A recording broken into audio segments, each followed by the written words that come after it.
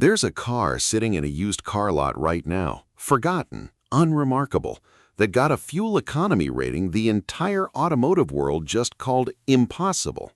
This year, headlines exploded when a Chinese automaker unveiled an engine so efficient it broke a Guinness Book of World Records, sipping just 2.22 liters per 100 kilometers, translating to roughly 106 miles per gallon.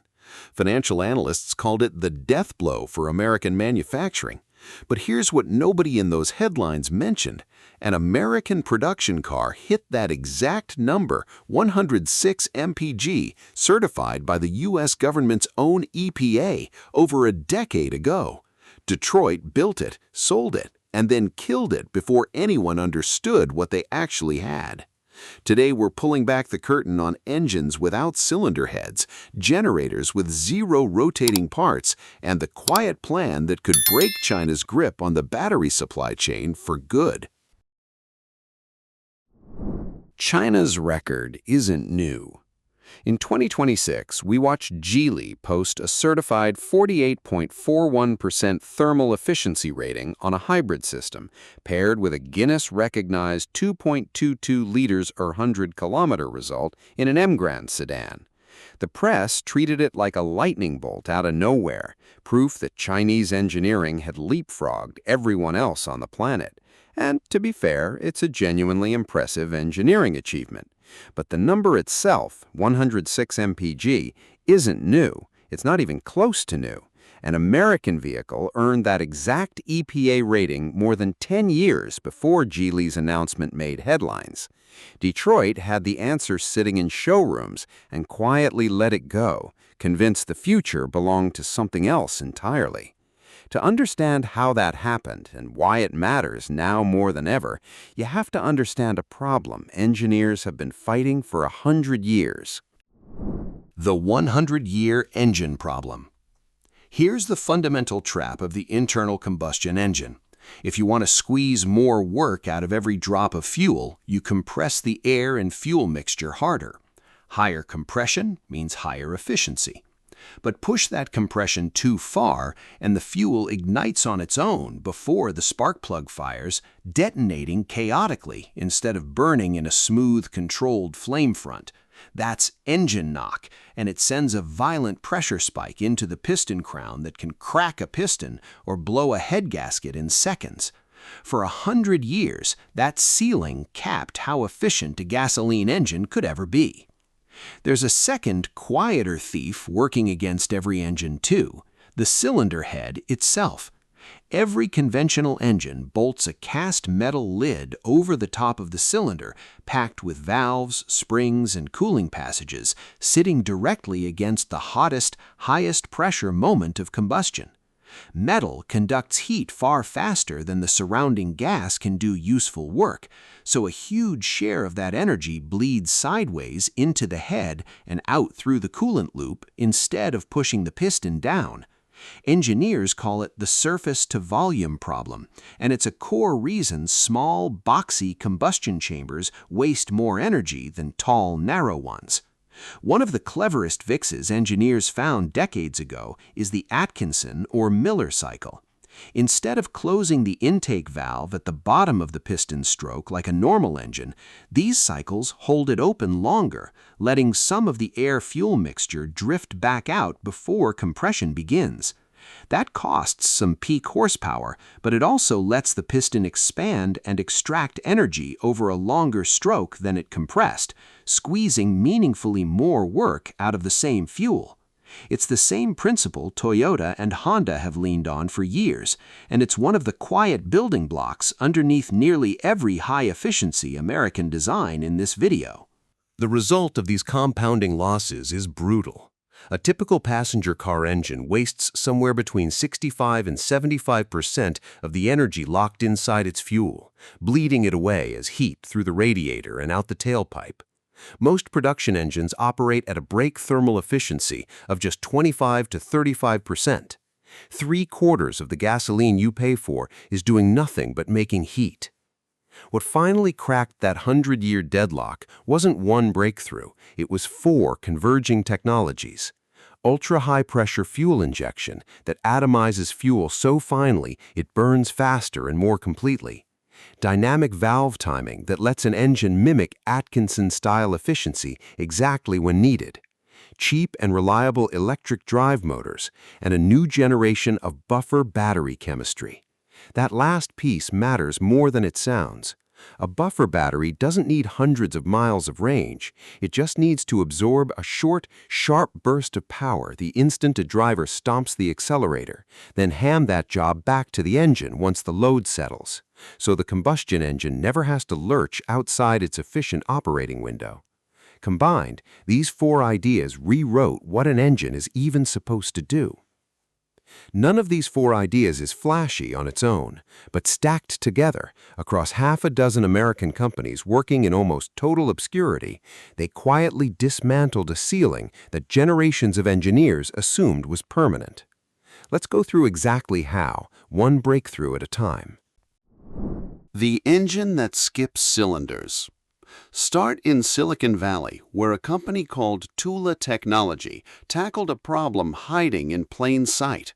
A big V8 engine cruising down a flat highway is wildly overbuilt for the job. It's only using a small fraction of its actual capacity, but it keeps burning fuel across all 8 cylinders anyway. Tula's answer is called dynamic skip fire. Instead of running every cylinder every time, software makes an individual firing decision for every single cylinder on every single revolution, hundreds of times a second. Think of a drummer who skips beats without ever losing the rhythm of the song. The engine still feels smooth to the driver, but it's only firing the cylinders it actually needs in that instant. General Motors licensed the technology as dynamic fuel management, and it's now running in more than 1 million production trucks and SUVs, from the Chevrolet Silverado and Suburban to the Cadillac Escalade and GMC Sierra and Yukon. Real-world testing shows fuel savings up to 15%. It's optimizing an old architecture rather than replacing it, proof that software can now do what decades of hardware couldn't. Dynamic skip fire is a patch on top of a century-old design. It doesn't solve the underlying thermodynamic problem. The next 3 breakthroughs go after the architecture itself. The 4-pound rotary engine. 50 years ago, the Wankel rotary engine looked like the future. Then it collapsed under its own flaws. Apex seals that wore out fast, chronic blow-by, engines that drank oil like it was fuel. A small Connecticut company called LiquidPiston decided the fix wasn't to abandon the rotary concept, it was to flip it inside out. Their design uses a figure-8-shaped rotor spinning inside a triangular housing, moving the critical seals onto the stationary housing instead of the spinning rotor. That single change solves most of what killed the rotary engine in the first place. Their smallest working version, the X Mini, is a 70cc core weighing under 2 kilograms that produces 3.5 horsepower and runs up to 30% more efficiently than a comparable piston engine. It has been demonstrated running on gasoline, jet fuel, propane, hydrogen, and even vodka. The U.S. Army has contracted LiquidPiston to build ultra-lightweight 10-kilowatt tactical generators around this technology. It's currently confined to military hardware and drones, but that kind of fuel flexibility rarely stays niche for long, and an engine this small and efficient is exactly what you'd want humming under a hood, generating electricity. The engine with no valves. San Diego-based Achates Power went after a different target, the cylinder head itself. Every valve, every camshaft, every piece of that assembly leaks thermal energy and adds mechanical friction. So Achates asked, what happens if you simply remove it? Their opposed piston design places 2 pistons facing each other nose to nose inside a single cylinder bore. Fuel combusts in the space between them, driving twin crankshafts. There's no cylinder head, no valves, and the tall, narrow combustion chamber dramatically cuts heat loss compared to conventional designs.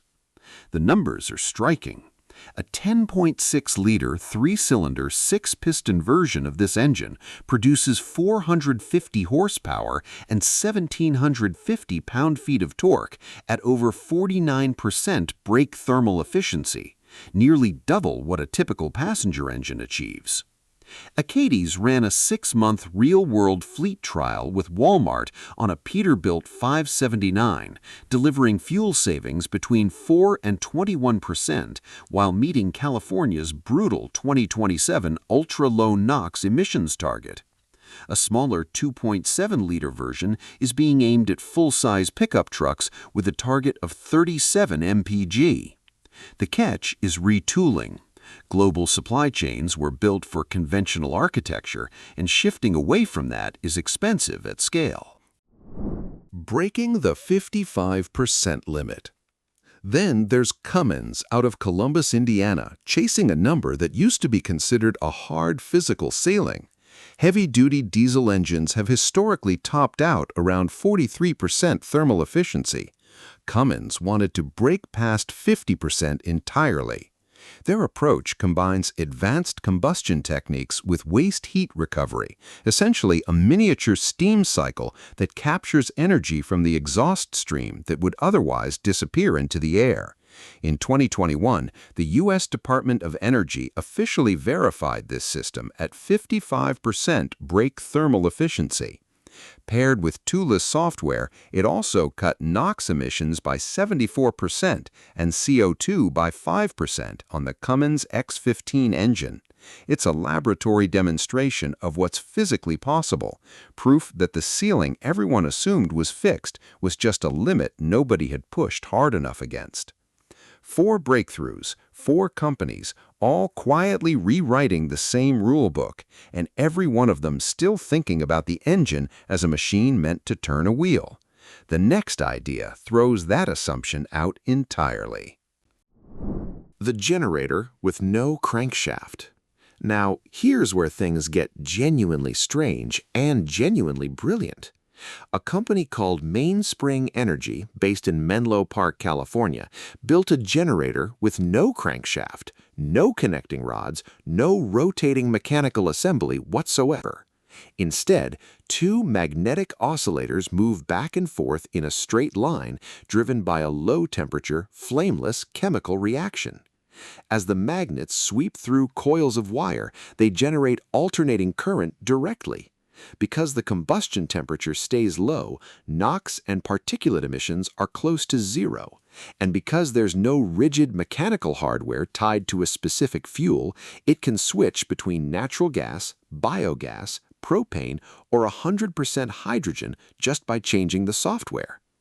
This thing scales from 250 kilowatts up to more than 100 megawatts, backed by $87 million from the U.S. Department of Energy and $258 million in total funding, including Amazon's Climate Pledge Fund, and it's already deployed with the utility National Grid in New York. Here's the strategic realization hiding underneath all of this. Stop asking a combustion engine to chase the driver's foot in stop-and-go traffic, constantly speeding up, slowing down, revving, idling. That constant fluctuation is precisely why real-world fuel economy never matches the number on the sticker. An engine is only ever efficient at one narrow band of RPM and load, and a driver's right foot never sits still.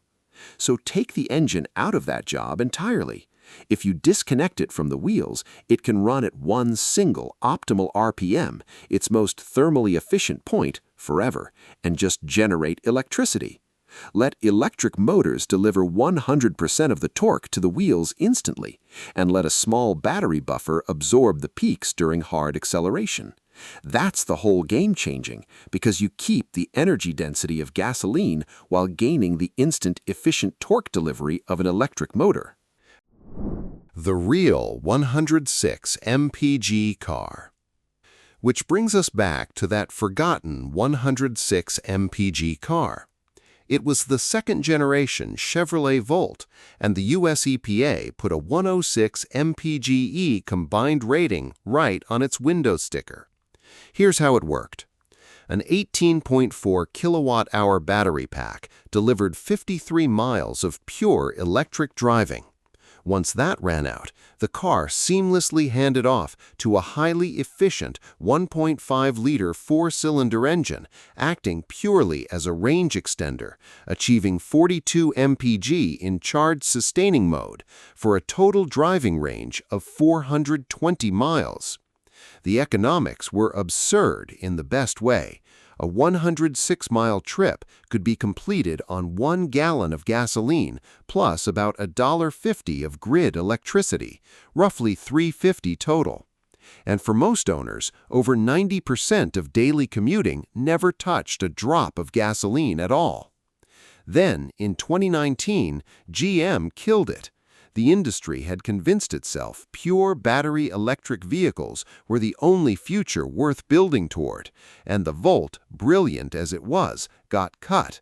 An engine architecture that already solved the exact problem the industry is now scrambling to solve again was sitting on a shelf, unwanted, while billions poured into pure battery bets. The real-world truck test. Except the market didn't agree.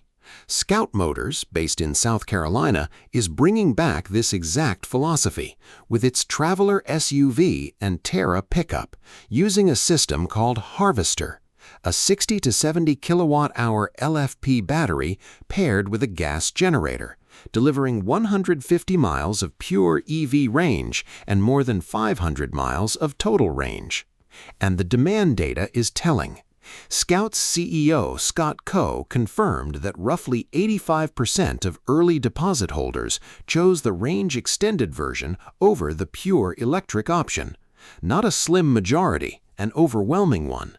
Then there's the Ram 1500 Ramcharger, built in Sterling Heights, Michigan, a full-size work truck packing a 92 kilowatt-hour battery alongside a 3.6-liter Pentastar V6 acting as a generator. It produces 647 horsepower, 610 pound-feet of torque, 690 miles of total range, and 14,000 pounds of towing capacity, all without needing a single fast charging station. That towing number is the whole story in miniature. Pure battery electric pickups run into a physics problem their marketing rarely mentions. Hook a heavy trailer to a full-size BEV truck and drag climbs sharply. Motors work far harder to hold highway speed, and independent testing has repeatedly shown real-world range collapsing by 40 to 50% under a real load. A truck advertised at 300 miles can quietly become a 150-mile truck the moment it's actually doing truck work. Cold weather delivers the second gut punch. Lithium-ion chemistry performs worse below freezing. Internal resistance climbs, and the battery management system diverts energy just to keep the pack warm enough to accept a charge. Stack a cold morning on top of a loaded trailer, and a pure BEV pickup's real range can fall to a fraction of its window sticker number in exactly the conditions where American truck owners, plowing snow, hauling livestock, running a job site in January, need it most. This is precisely the gap the Ramcharger and Scout's Harvester system close.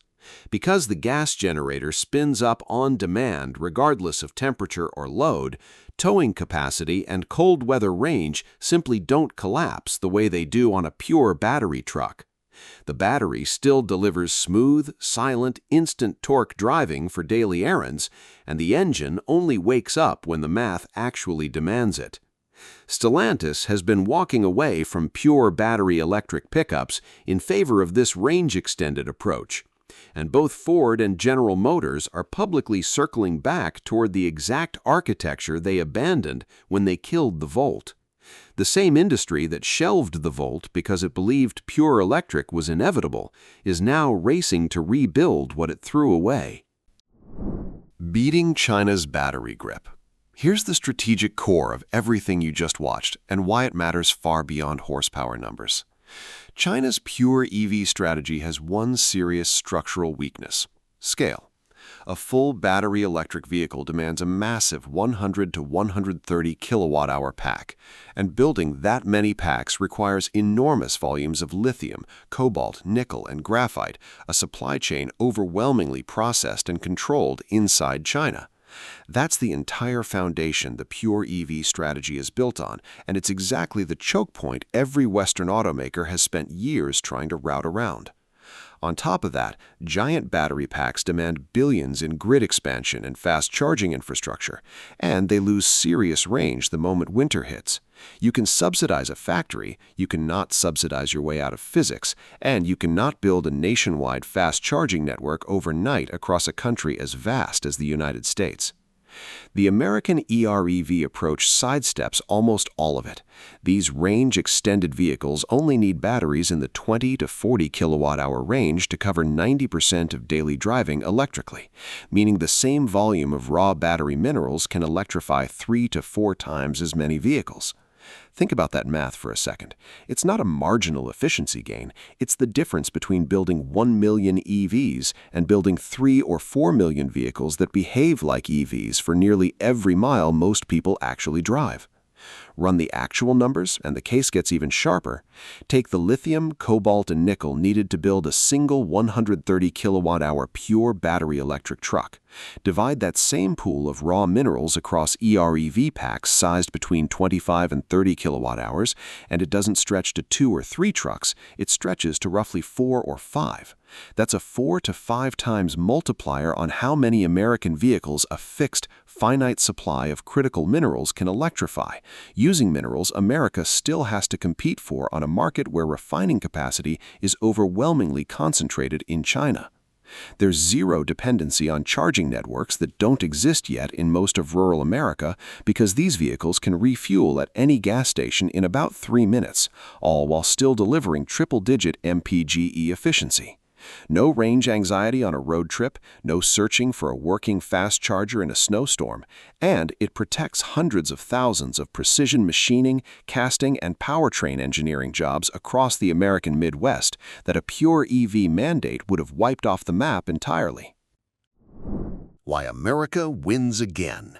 The internal combustion engine didn't die. It evolved into the ultimate electrical power station. America didn't beat China by copying its subsidized battery factories. America won by reinventing mechanical thermodynamics and pairing it with electric propulsion, on its own terms, using its own supply chain, built by its own engineers. If you want to keep seeing the technology stories nobody else is covering, hit subscribe right now. It genuinely helps this channel grow. Now here's what I want to know from you. Was killing the Volt in 2019 the single biggest mistake in modern automotive history, or was it the necessary gut punch that forced Detroit to finally build trucks like the Ram Charger? Drop your answer in the comments. And if you're wondering which of these 8 American breakthroughs you'd actually trust under your hood for the next 15 years, that debate is exactly where we're headed next, so stick around for the next video.